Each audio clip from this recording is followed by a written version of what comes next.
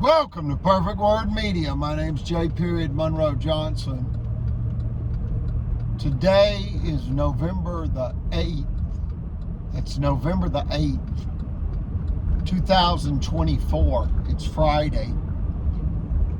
I'm passing the Gadsden Mall.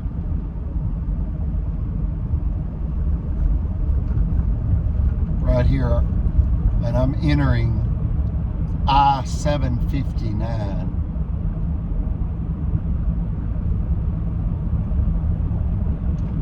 Folks, I want you to understand something.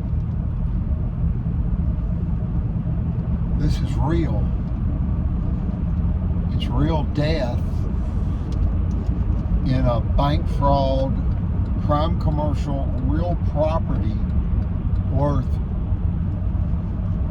millions of dollars, at least $5+ million. And you've got bankers, Chris Bailey, Margaret Lacey.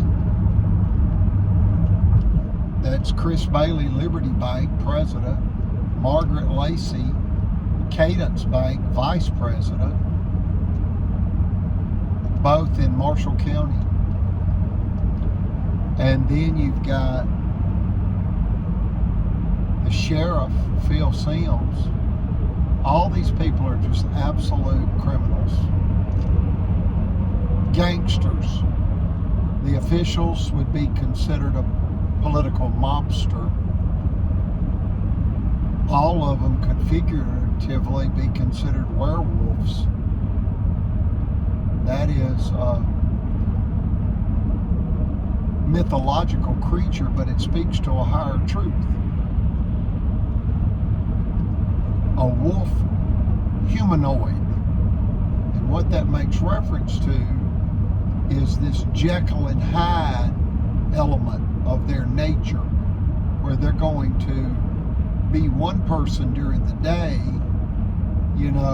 a devoted public servant, polite and professional, 9 to 5 or 8 a.m. until 4:30 p.m. It's all a sham. That's not the real person. And they're manipulative, they're criminally minded, they have access to people's income tax records, real estate records, driver's license, everything, whatever they ask for, you've got to provide it. And they are in positions of trust, and they've betrayed their positions, whether that be a corporate executive or an Alabama state agent. Now, for the Alabama state agent, they have violated their oath in the commission of their official duties. They have acted in bad faith and with malice, and they were duly sworn to uphold the Constitution of the United States of America at all times and during all their activities in their official capacity. It's a sham. They just lied. They took the oath and they didn't mean it. It's like a mentally ill person with their fingers crossed behind their back when they promise. Criminally insane, folks. That's what they are. Criminally insane. And then you say collectively criminally insane. And one person said, what does collectively mean? Well, there's no stupid question. If you don't know, ask. Collectively simply means a group, more than one. And this group is, I'm going to go with 114 crazy white people. And most are devout. They claim to be devout Christians. That's another element of this. That's a sham. And they hide behind the Bible to perpetrate crimes against elderly, disabled, widowed, American taxpayers. They risk everything, folks. These people are gamblers. And what you find is many of them have suffered. They suffer from genetic defects like fetal alcohol syndrome. Their mother may have been an alcoholic. And what that creates is an impulse disorder in the fetus, and then the child, and then the adult. And it's unfortunate that crime manifests from these genetic defects where these people cannot stop themselves. I mean, who wouldn't pass by a jewelry store in the Diamond District of New York City? Who would not look in the window and see all these beautiful, flawless diamonds and say, my goodness, I would love to have that $250,000 diamond ring so I could give it to my whomever. There's nothing wrong with that. But when you say, well, you know, if I just wait until the jeweler is leaving at the end of the day, I guess I could knock him over the head or force him back in the store and tell him, you know, your diamond ring or your life. Well, that's criminal, and that's criminally insane, and that's what's happened. These people have said, you know what, if we put Eugena's son in prison on trumped up charges, then he'll not be able to protect his mother or his mother's property. And then we can have a big party at the Monroe compound while Johnson's in prison on trumped up charges. You know, high-powered illegal firearm. There were 5 of those, folks. You know, they're going to grind off one of the serial numbers and try to get you to put your fingerprints on it. So you'll be in possession of a firearm with an altered number.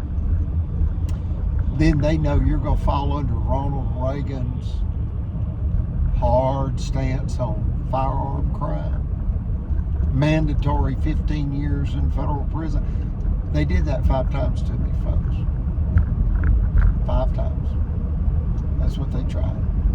They even had an Alabama prison guard impersonate an Alabama state trooper and plant an illegal, high-powered firearm in the back of this limousine, knowing that I was getting in the limousine to make a phone call in the dark, and I might just fumble around in the back while I'm looking for a Werther's candy, sugar-free, and I grab a gun and say, what is this? Well, then my fingerprints are on it, and they're going to say that, you know, I was in possession of an altered firearm 15 years. They did that to me 5 times, folks. And it eventually created PTSD. And what did that was when they had me sexually assaulted by John Allen Smith, the chiropractor. Yep. And then the whole county, that's Mitch Floyd, Judge, District Court, Timothy Francis Riley, Circuit Judge. All these people are criminally insane. And I ask you to pull those 2 judges up on the internet. Look at them. Look at their eyes. Look at Phil Sims's eyes. Beady eyes. Never trust a man with beady eyes. So, it's tragic. One person said, you know, Phil Sims's wife is going to be furious because she's going to miss out on the Alabama sheriff's wife's retirement fund. And I said, why? And they said, yeah, when he goes to prison, she's not going to qualify for a very comfortable retirement as an Alabama sheriff's wife. See, she has stayed with him. There's something about her to be with a man like him, because he is a diabolical criminal. Very, very criminally minded. Nasty, nasty, nasty criminals, folks. So, I could hold up a photo of them like this, Instead, I'll show you Brother Chapel. He's with a Eagle Scout at a Donald Trump rally. And folks, what they don't know is Brother Chapel was friends with Melania Trump. Brother Chapel tried to send a photo of Brother Donald Trump with Ronald Reagan back when Donald Trump appears to be about 35.